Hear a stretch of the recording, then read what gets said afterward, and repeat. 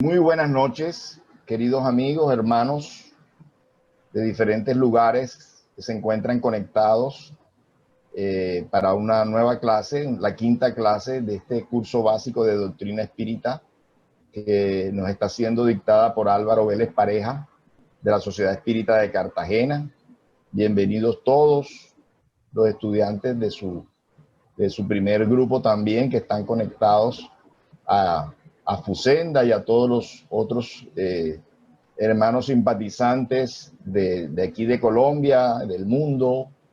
Nuestra hermana Nancy Aguilera también, con Sembradores del Camino. Gracias por su presencia. Como todo evento espírita, vamos a iniciar con una oración. Así que acompáñenme todos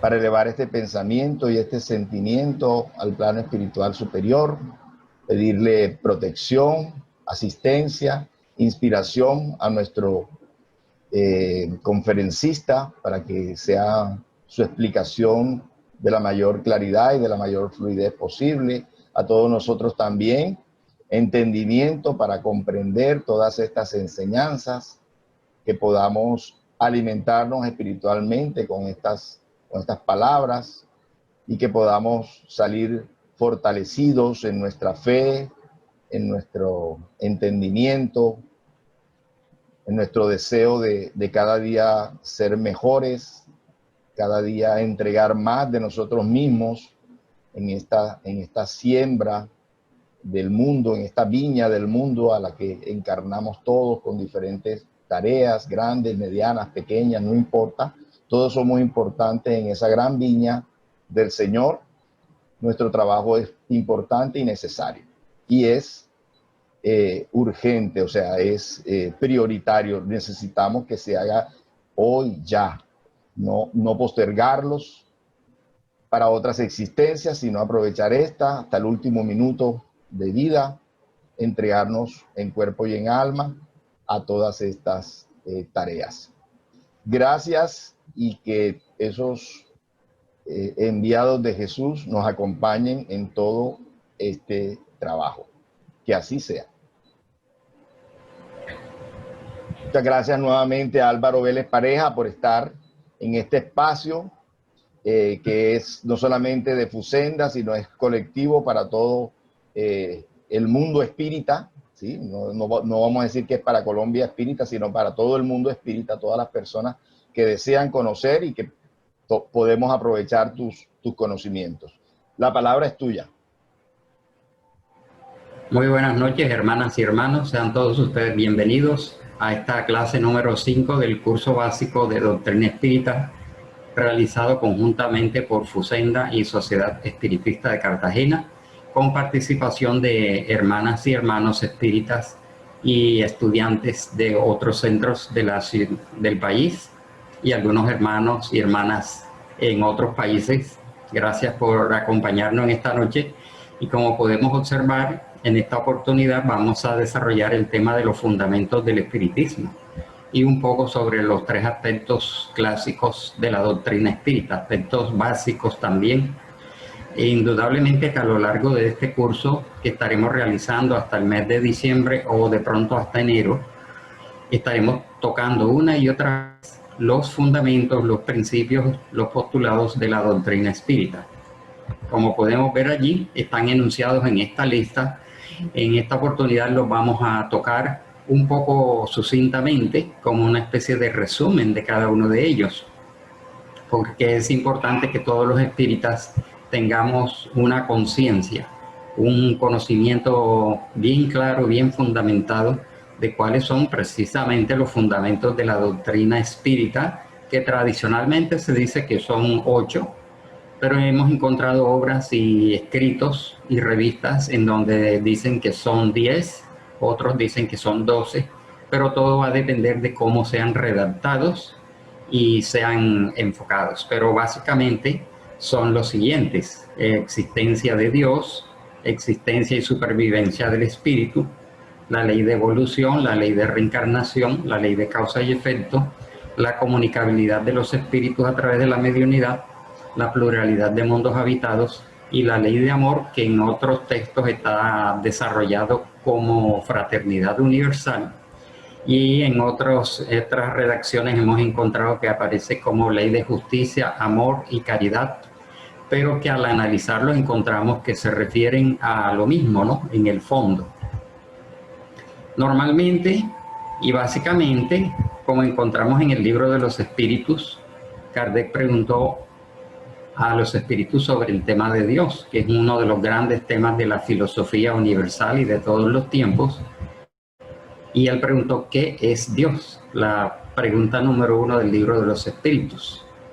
Le respondieron que Dios es la inteligencia suprema, causa primera de todas las cosas, creador de todo lo existente, creador del todo. Y encontramos que en el desarrollo del punto sobre Dios en el libro de los espíritus, poco a poco van apareciendo allí las características del ser creador, el ser supremo, y los atributos. Precisamente los atributos quieren decir que son conceptos bastante abstractos, pero que nos dan una idea de las características de Dios. Son elementos, son conceptos, son ideas que el ser humano le ha atribuido al Padre Creador, ¿no?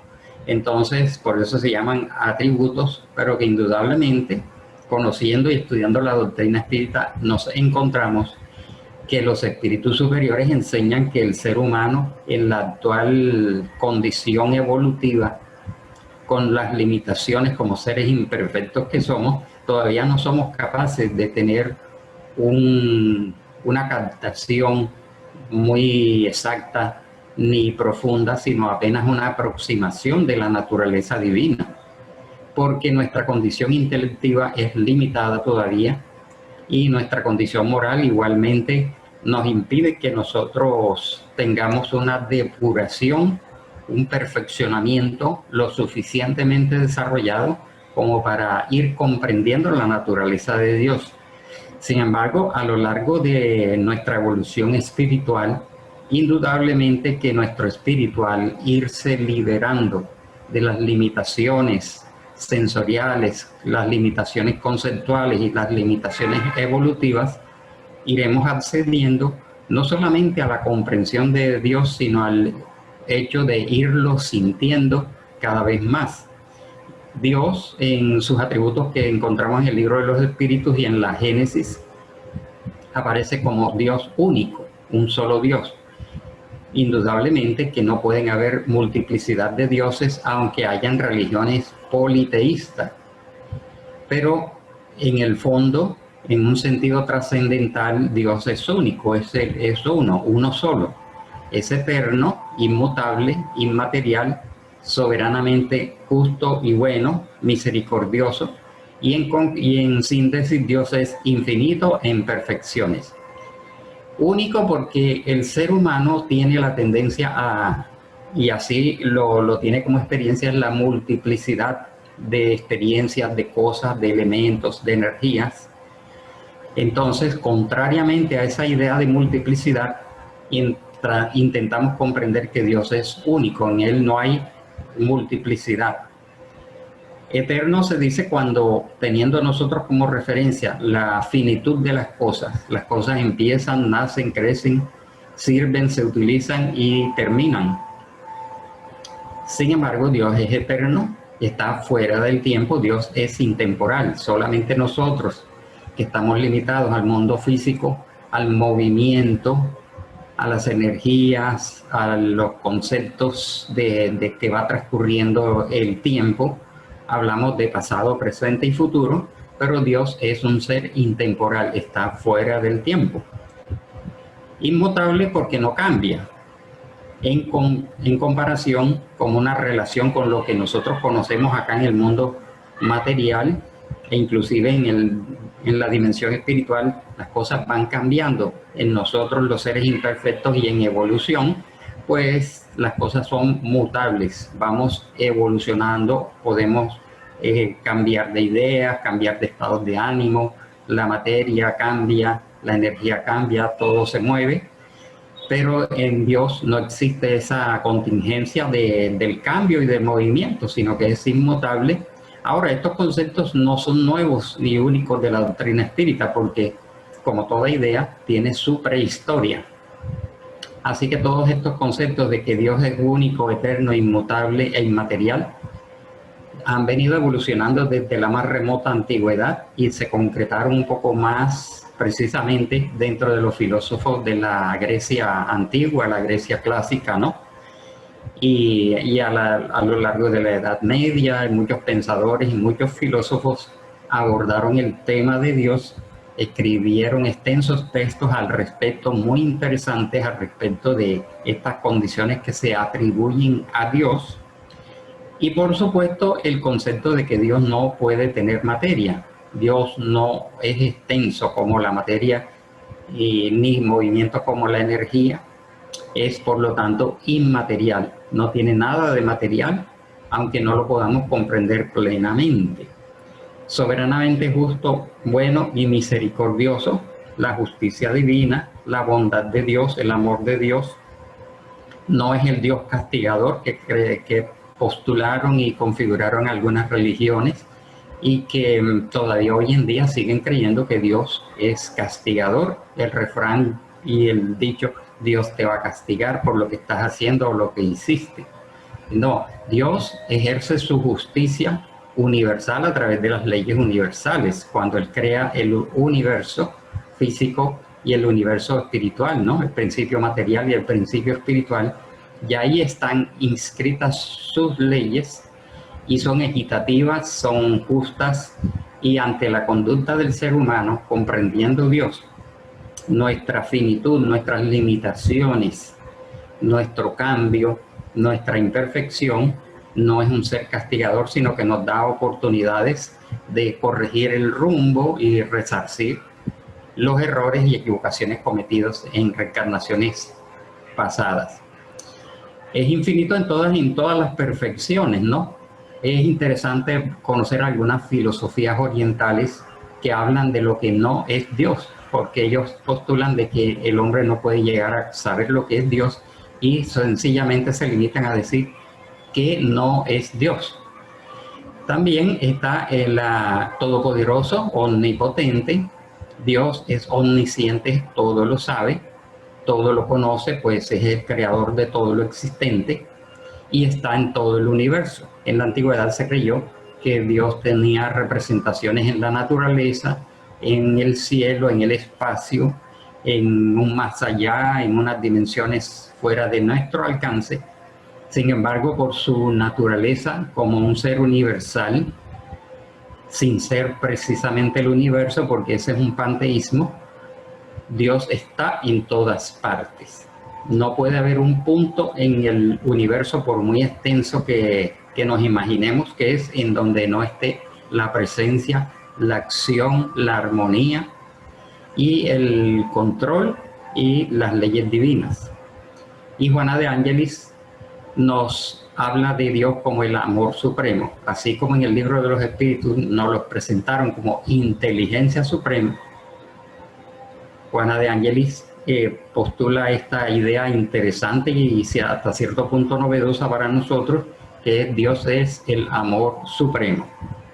Allí está resumido todo: inteligencia suprema, amor supremo, creador de todo lo existente e infinito en perfecciones. Como dije al inicio, a lo largo del curso, aunque ya vamos por la clase número 5, estaremos retomando la idea de Dios y su acción sobre el universo, su presencia, su bondad, cuando estemos estudiando las distintas obras en donde retoman los espíritus el tema de Dios.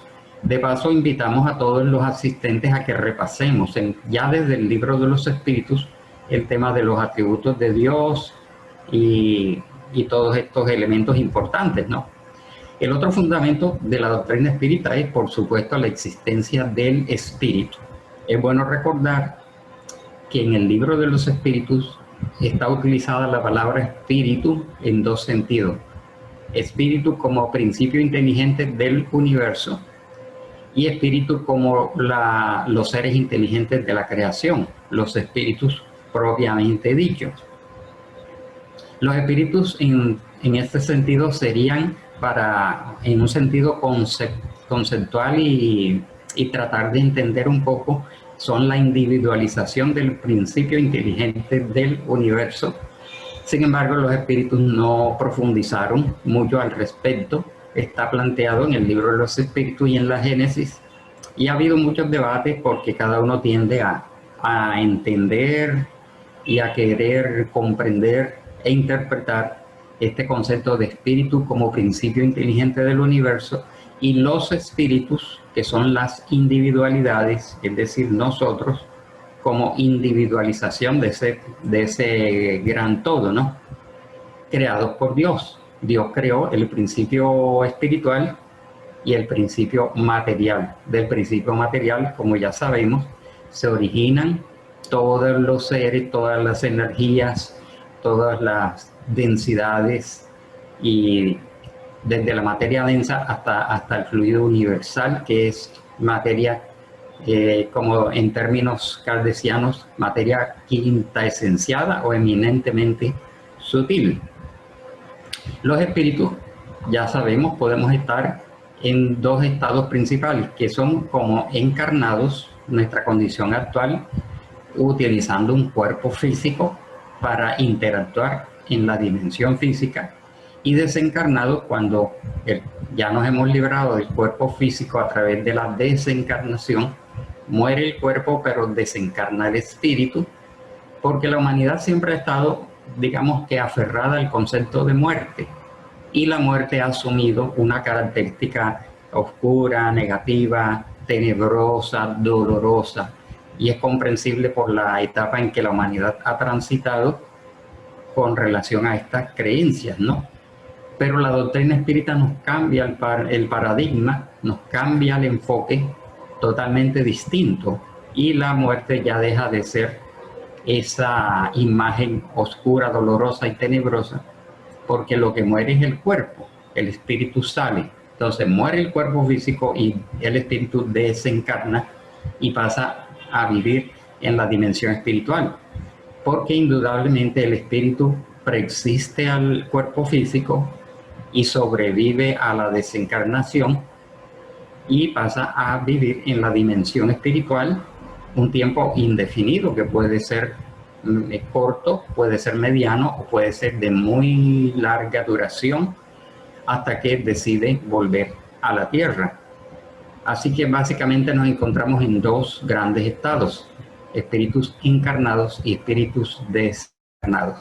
También habíamos visto en otra de las clases anteriores que los espíritus no son fantasmas, no son duendes, no son demonios, no son espectros, no son sombras, que es esa imagen equivocadísima que la humanidad tiene respecto de lo que es espíritu, que se le mira como algo esotérico, algo misterioso, algo al cual hay que alejarse, no tratar con ellos, y resulta que los espíritus no son sino seres humanos, y que la única diferencia con ellos es que no tienen un cuerpo denso como el nuestro, pero sí tienen un cuerpo hecho de distintos tipos de energía, el llamado periespíritu, y también llamado por André Luis el psicosoma.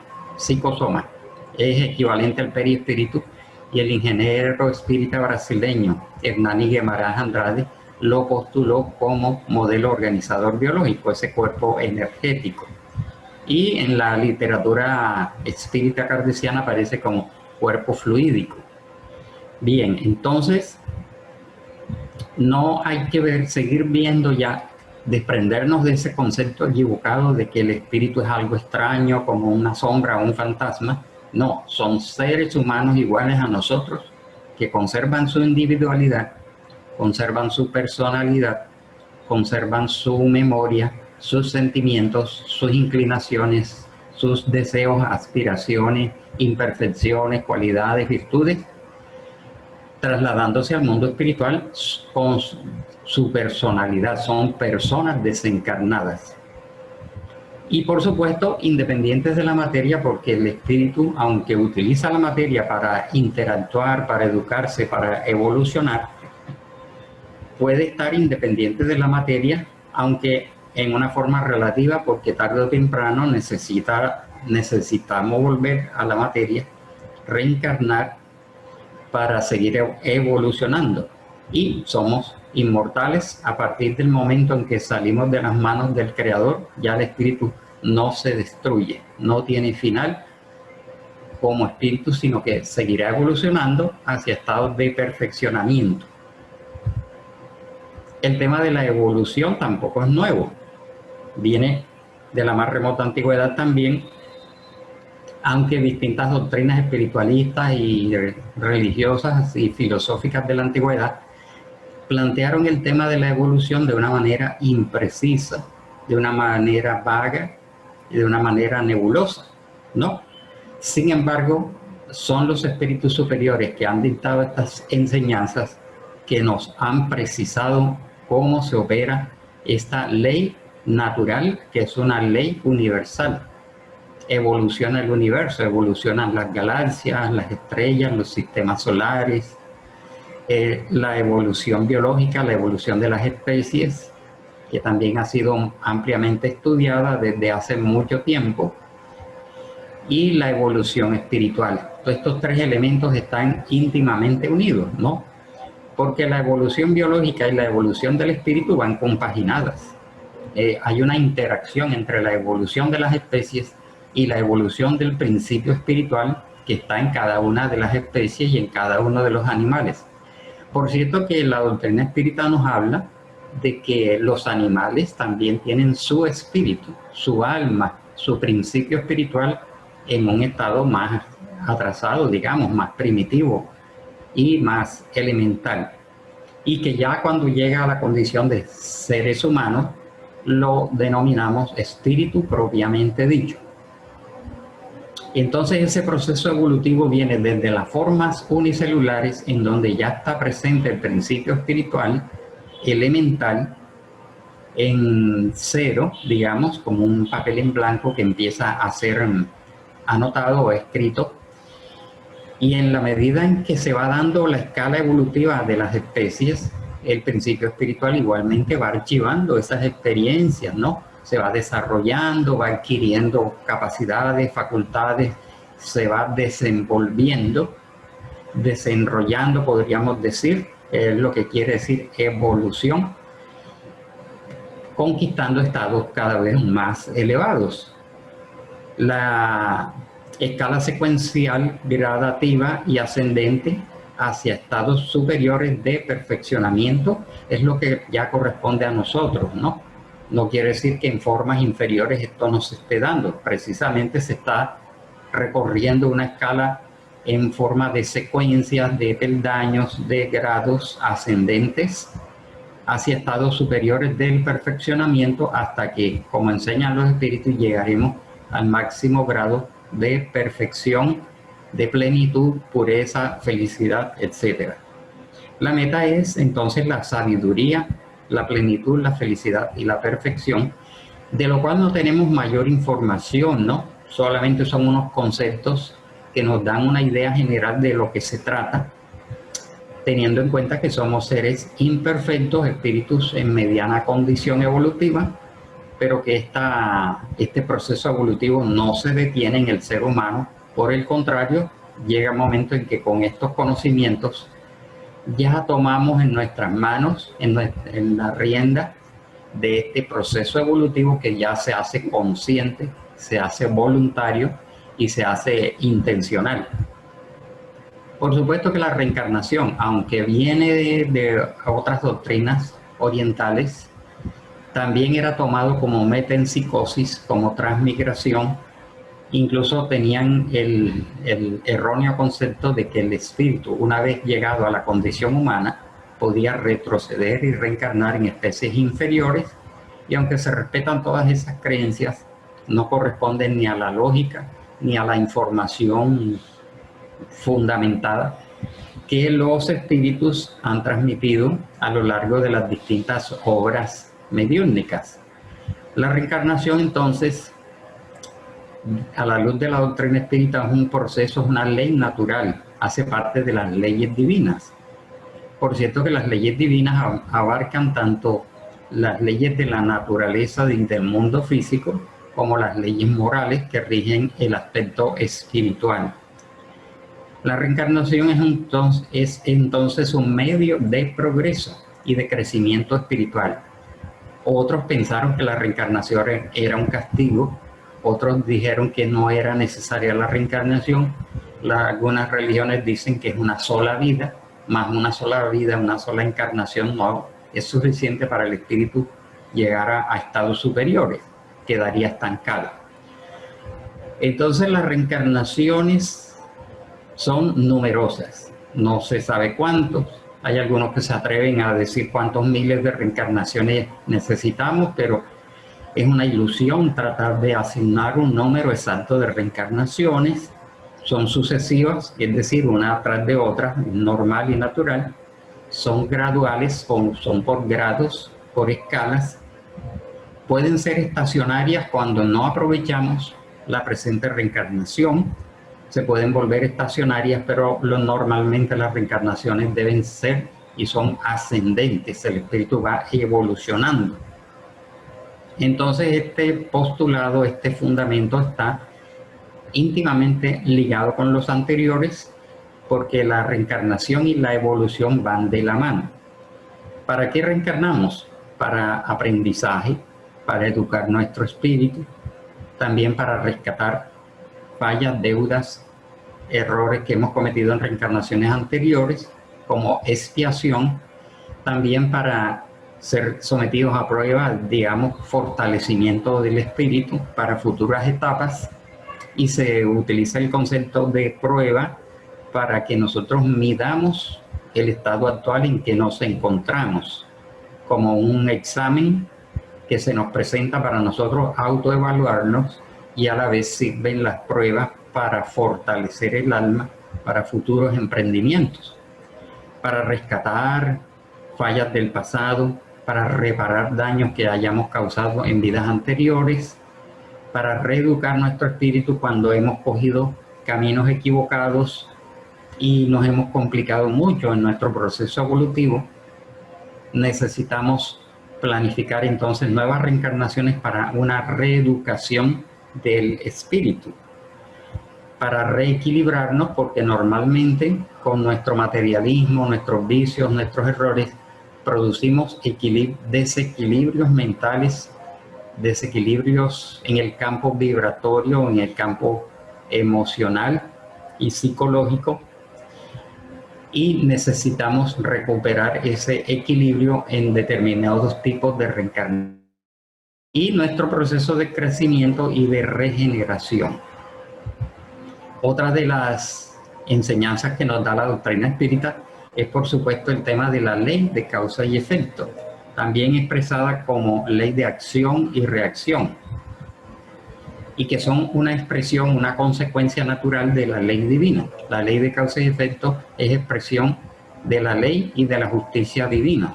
Es una ley natural que, como ya sabemos y nos enseñó la física, abarca el plano físico, como también el aspecto moral y el aspecto espiritual, como nos enseña la doctrina espírita.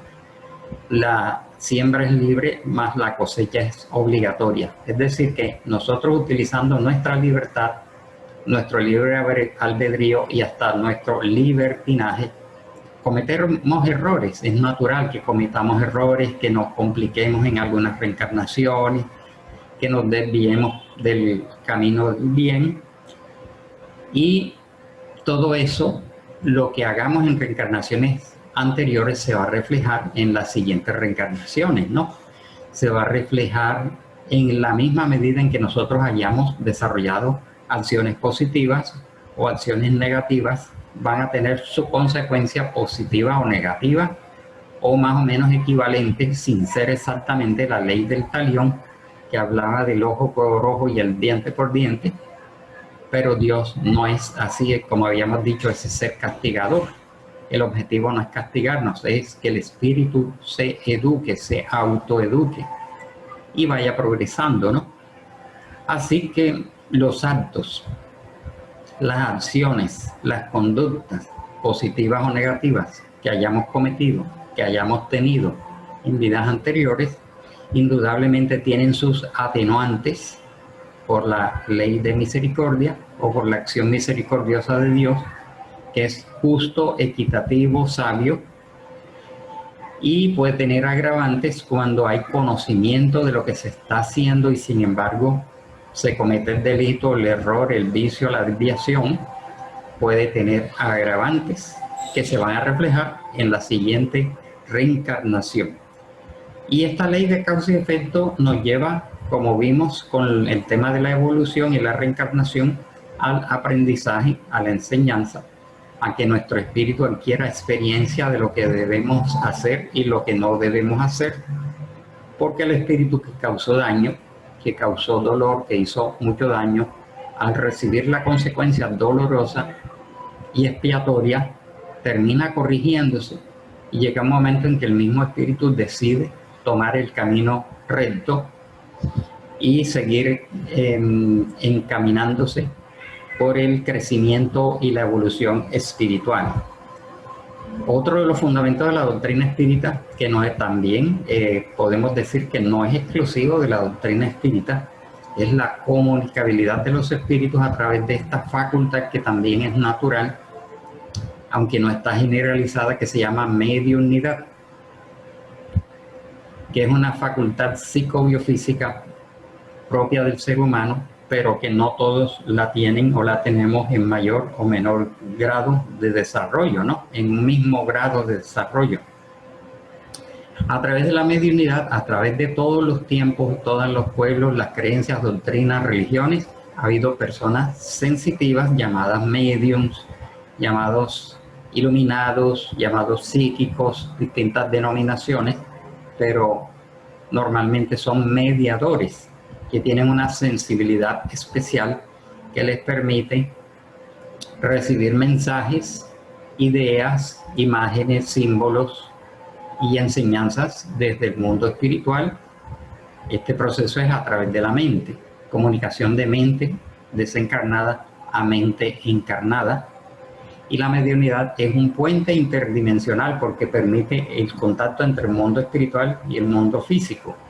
Y no solamente, como se habla también de que hay otras dimensiones que nosotros nos limitamos a decir mundo físico y mundo espiritual, pero hay dimensiones intermedias desconocidas todavía y que al estar habitadas por inteligencias puede haber comunicaciones, incluso la mediunidad se puede ejercer en el mundo espiritual, porque hemos visto, por ejemplo, en los libros de André Luis, cómo estando reunidos en el mundo espiritual un grupo de personas desencarnadas reciben comunicaciones y hasta materializaciones, entre comillas, de seres que están en unas dimensiones y en unos estratos vibratorios superiores.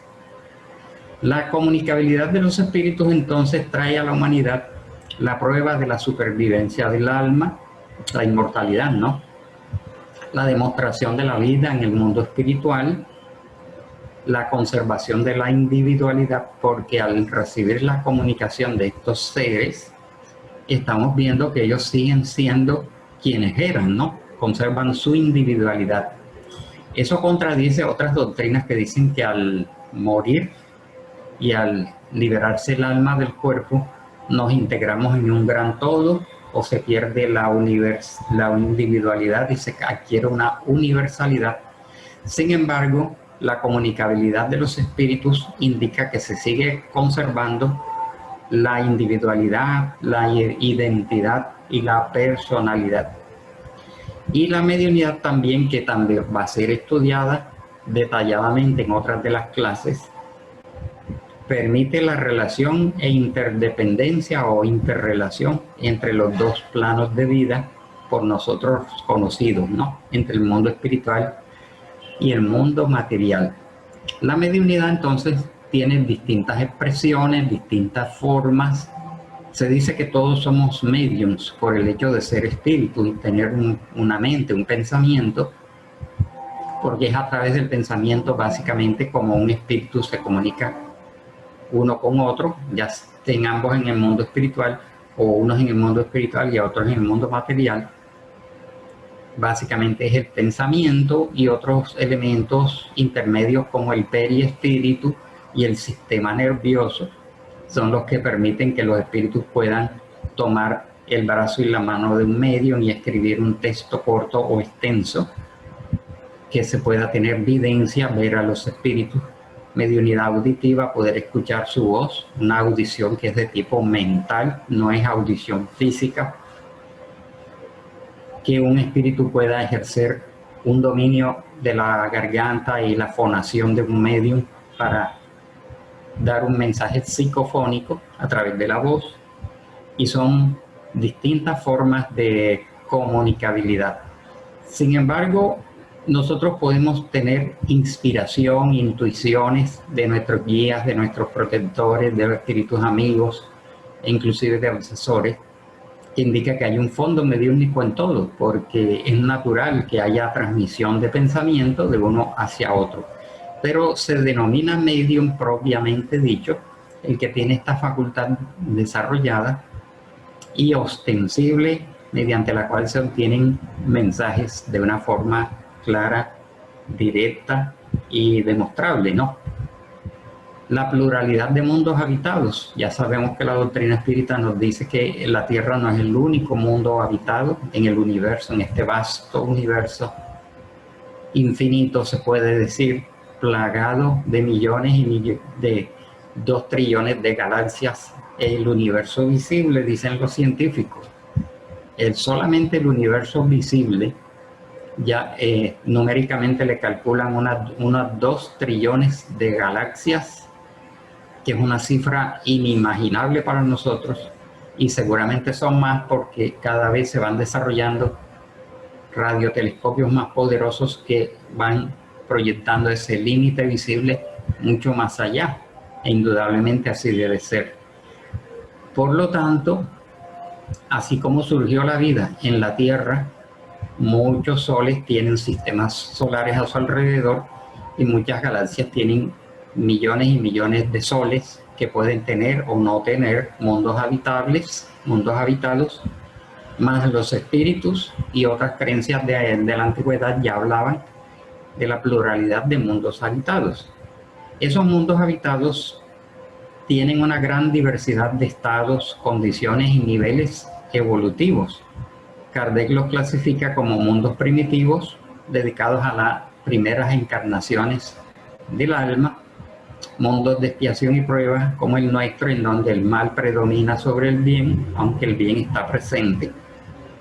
Mundos de regeneración hacia el cual vamos caminando, que es una etapa ya superior a nuestra condición, en donde ya impera el amor, la fraternidad, la justicia, la equidad y el bienestar. Después sigue una etapa mucho más avanzada, que son los mundos felices, y finalmente los mundos celestiales o divinos, explicados en el Evangelio según el Espiritismo, que es un libro que normalmente tenemos la tendencia a encasillar como libro eminentemente moral, y sin embargo es en el Evangelio según el Espiritismo donde está bien explicado la pluralidad de mundos habitados.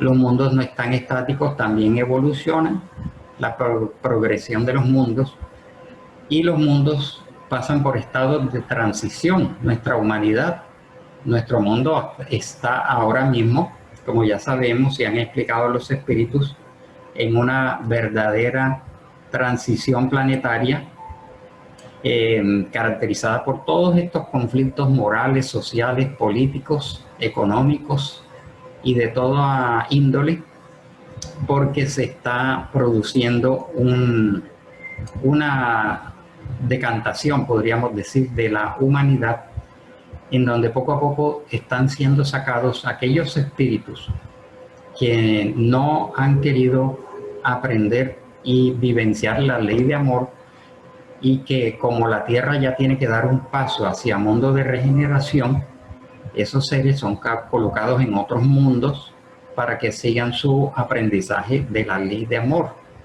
Ese es un proceso natural, explican los espíritus, cómo han pasado otros planetas habitados, otras humanidades, por estas transiciones que van acompañadas de estas convulsiones, pero que a la larga ya se van estabilizando con espíritus que vivencian ya la ley de amor y de fraternidad.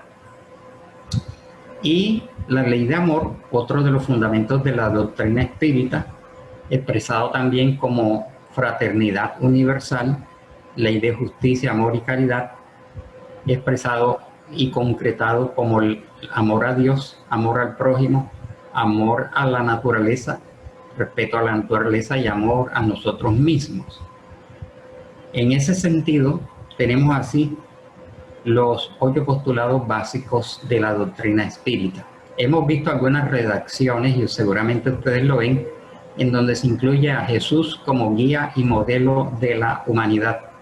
Mas la doctrina espírita es, como moral, esencialmente cristiana, como vamos a ver, en un sentido moral y no en un sentido religioso. Se sabe que Jesús es el guía, el Mesías, el constructor de nuestro proceso evolutivo en la Tierra, el conductor, y el que siempre ha velado por la evolución de la humanidad, enviando a sus mensajeros, sus misioneros, habiendo encarnado él una vez para enseñar claramente qué es el amor y ejemplificarla. Sin embargo, hemos visto que estos 8 fundamentos, tal como están planteados, son abiertos, son universales, en el sentido de que una persona de cualquier otra creencia o cualquier otra doctrina o de ninguna otra doctrina o religión los encuentra como universales. El tema de la reencarnación, el tema de la evolución, el tema de la pluralidad de mundos habitados. Colocar a Jesús como guía y modelo de la humanidad como un postulado produce una cierta limitación, porque algunas personas pueden interpretar de que el espiritismo es una religión, y puede suceder lo siguiente: si están satisfechos con su religión, no ven una justificación para cambiar de religión y venir a una nueva religión, como algunos denominan ya religión espírita, pero ya vimos que no es una religión. Y las personas que de pronto tienen aversión a todo concepto religioso, de pronto no quisieran acercarse a la doctrina espírita. Es decir, sabemos el papel de Jesús, sabemos su nivel, su grandiosidad, su presencia en la tierra como gran misionero, gran conductor y gran maestro y gran ejemplo. Sin embargo, como Jesús no es aceptado por todos y hay otras doctrinas, creencias y religiones, puede ser en cierto momento un limitante. Sin embargo, sabiamente Allan Kardec tomó de la enseñanza de Jesús el aspecto moral que hace parte del aspecto moral de la doctrina espírita. Sin embargo, los 8 fundamentos que hemos mencionado son abiertos y no tienen ninguna personificación, son mucho más universales, apropiados para que una persona que tenga cualquier tipo de creencia o que no tenga ninguna creencia se acerque a la doctrina espírita. Dejaremos para la próxima clase los 3 grandes aspectos del espiritismo, dado que hemos concluido el tiempo de hoy, aunque quedan, solamente lo vamos a plantear, ¿no? Podemos ver ahí en la definición de lo que es espiritismo. Esta definición dice que el espiritismo es a la vez una ciencia de observación y una doctrina filosófica. Como ciencia práctica consiste en las relaciones que pueden establecerse con los espíritus, y como doctrina filosófica comprende todas las consecuencias morales que se desprenden de semejantes relaciones. Esta definición de Kardec, contenida en el libro ¿Qué es el espiritismo?, ya nos está planteando los 3 grandes aspectos del espiritismo. El espiritismo se presenta con 3 aspectos distintos a saber, escribió el codificador: el hecho de las manifestaciones, los principios filosóficos y morales que de ellas emanan, y la aplicación práctica de tales principios. Allan Kardec, en el libro de los espíritus, adelantemos entonces esta imagen, los tres aspectos del espiritismo: científico, filosófico y moral, y que en la próxima clase los profundizaremos: el espiritismo como ciencia, como filosofía y como moral, la moral espírita. Estaremos en la próxima clase entonces dedicándonos más detalladamente al tema de los tres grandes aspectos del espiritismo. De esta manera, amigas y amigos, concluimos la clase de hoy y tenemos algún tiempo para las inquietudes. Así es, ya están los micrófonos abiertos para que ustedes puedan plantearle una inquietud, una pregunta a Álvaro en estos minutos, estos 12 minutos que nos quedan. Buenas noches. Buenas noches. Buenas noches. Álvaro, buenas noches. Le quería hacer una preguntita. Hablamos de que Dios no es un Dios castigador, sino como Él es todo amor, pues Él no se puede considerar que es un ser que castiga como tal.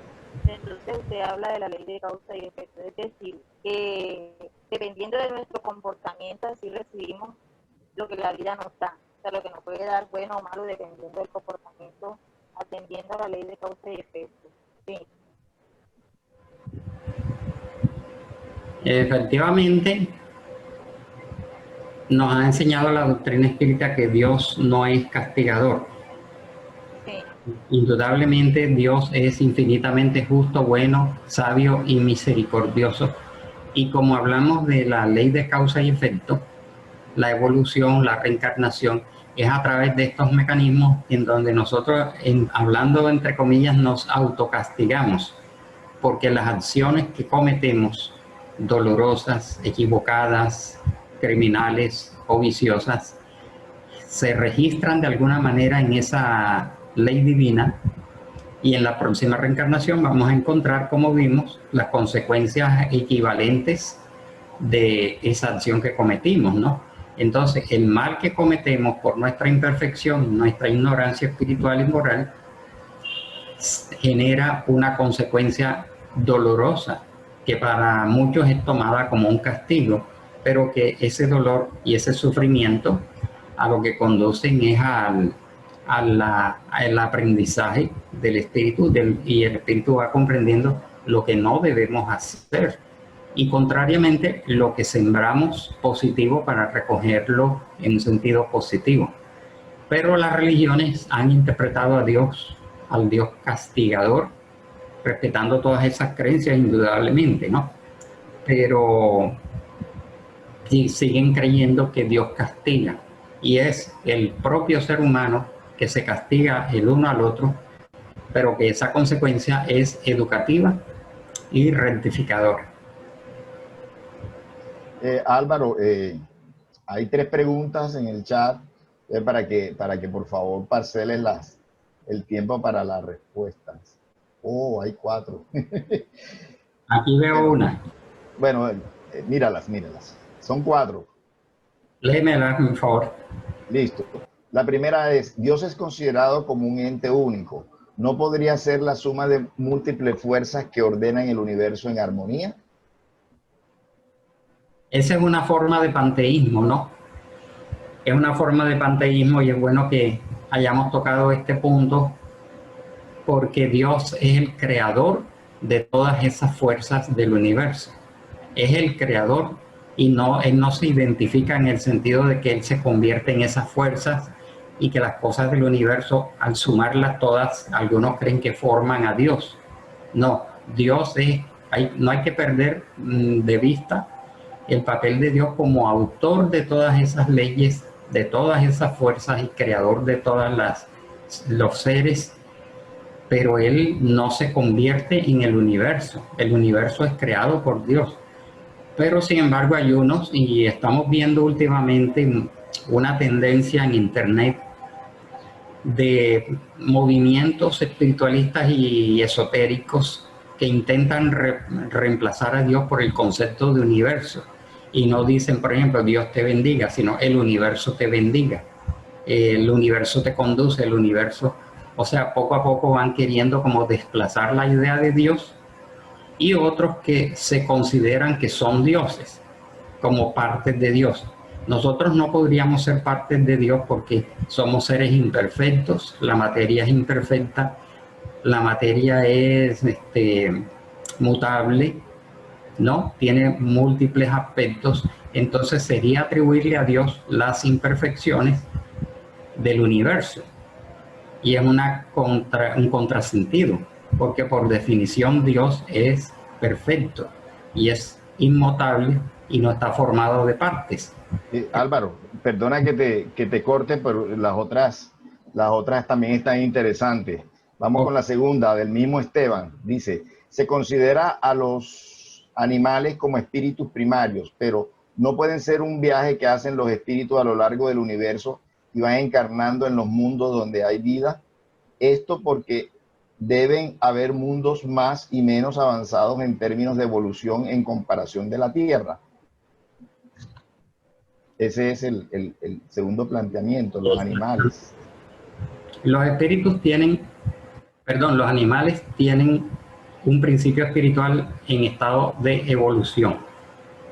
Indudablemente se comprende que en mundos más evolucionados hay animales más evolucionados. Incluso en el libro Nuestro Hogar No es Solar, la vida en el mundo espiritual de André Luis, hay una descripción de animales que están en el mundo espiritual también como desencarnados, y esos animales muestran un mayor desarrollo. Sin embargo, siguiendo por lógica el principio de evolución gradativa, evolución secuencial, el principio espiritual de los animales tiene que seguir evolucionando, pasando a especies que de pronto no conocemos o que no están en este mundo, eslabones perdidos, y van haciendo una transición gradual. Fíjense que si nosotros tomamos todas las especies de la teoría de la evolución de las especies y las organizamos en una escala, sí podemos ver el ascenso hacia los primates superiores y los seres animales más inteligentes como el elefante, el delfín, los chimpancés, los orangutanes, etcétera, en donde se nota que hay unos animales muy primitivos y hay unos animales que parecen tener ya como que sentimientos y un mayor desarrollo de la inteligencia. Entonces, la doctrina espírita, los espíritus que han dictado todas esas enseñanzas, dicen que es el principio espiritual que va evolucionando, y hay mundos en donde se continúan estados que no conocemos.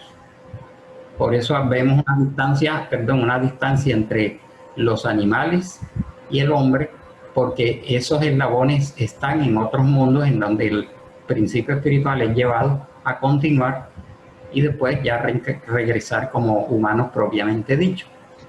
Listo. La tercera pregunta dice, desde siempre hemos escuchado acerca del infierno. ¿Qué dice la doctrina espírita de este aspecto?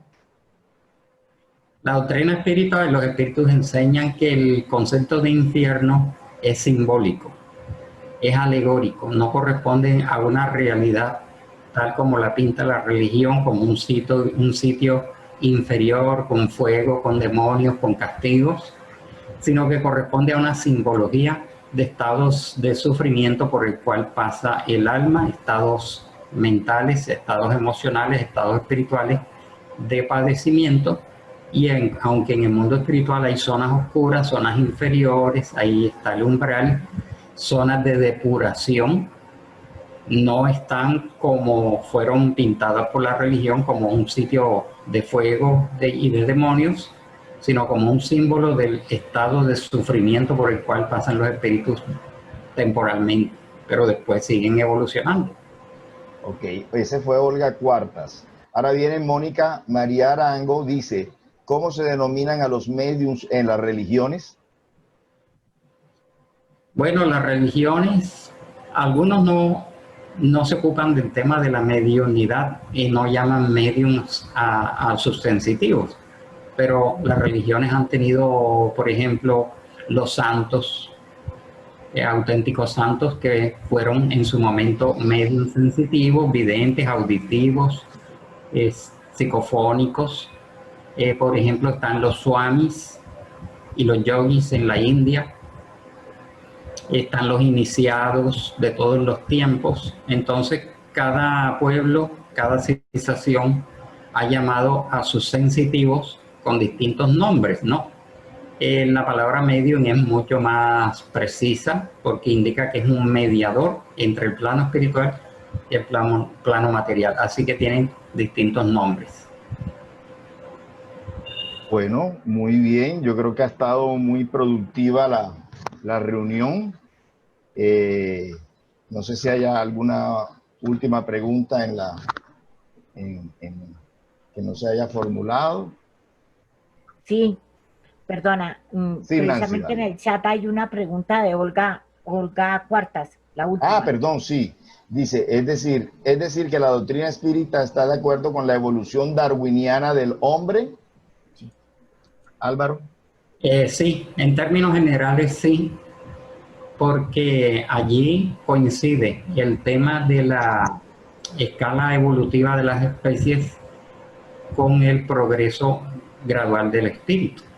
Está de acuerdo con la teoría de la evolución de las especies planteada por Lamarck, por Alfred Russel Wallace y por Darwin. Ya vimos en una clase anterior de que la teoría de la evolución viene de la más remota antigüedad. Algunos filósofos griegos, algunos filósofos musulmanes, chinos y egipcios y babilónicos siempre se dieron individuos que tuvieron la creencia personal en la evolución, ¿no? La teoría de la evolución. Entonces, en términos generales, sí, aunque ya la doctrina espírita precisa más cómo se da este proceso evolutivo.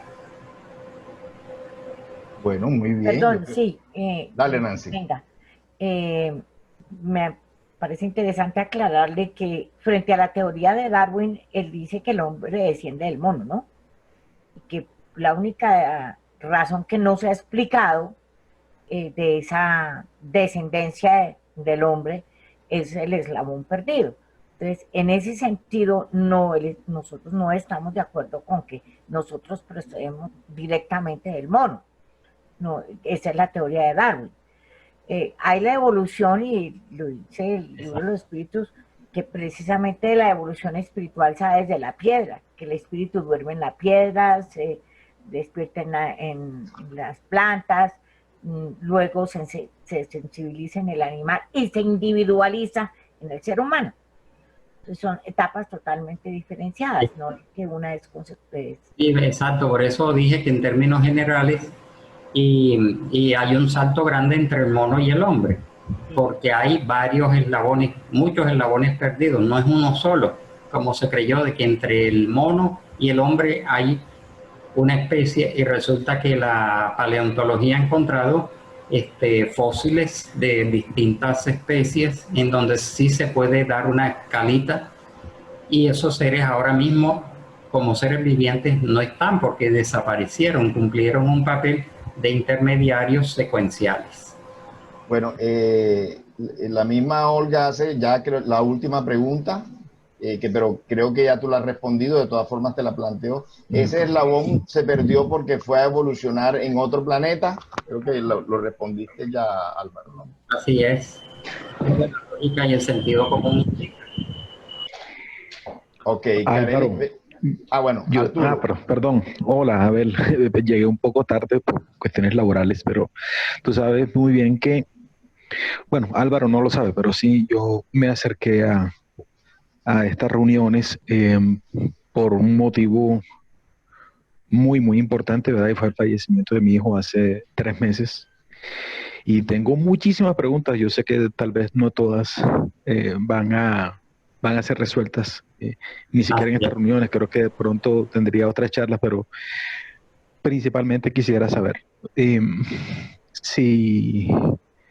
Porque es que mi hijo pues me dejó a la nieta y ella tiene dificultades cognitivas por un derrame cerebral que tuvo cuando estaba recién nacida.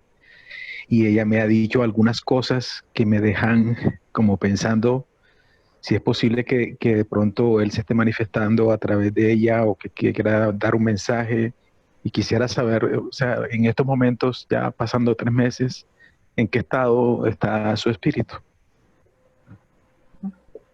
Bueno, esta pregunta es muy difícil de responderla porque no conozco los pormenores, no conozco el caso exactamente, no tenemos la capacidad o la mediunidad para obtener una respuesta precisa, ¿no?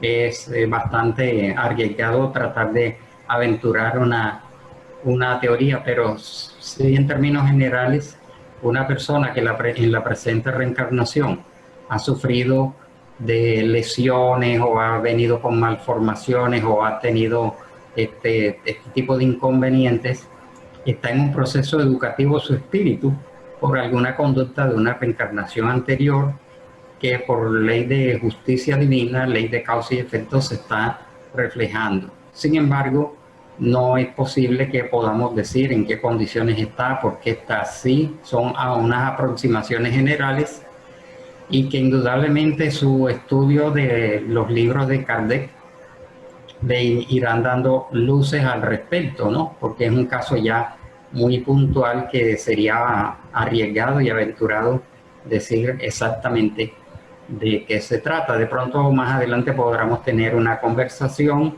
y a lo largo de las charlas pueda ir teniendo como unas luces y una intuición de que puede ser un caso muy particular, pero lo invitamos a que siga asistiendo y que si no conoce la doctrina espírita a fondo, pues empiece, por ejemplo, el libro de los espíritus, estudiándolo, el libro de los medios, el Evangelio y otras obras.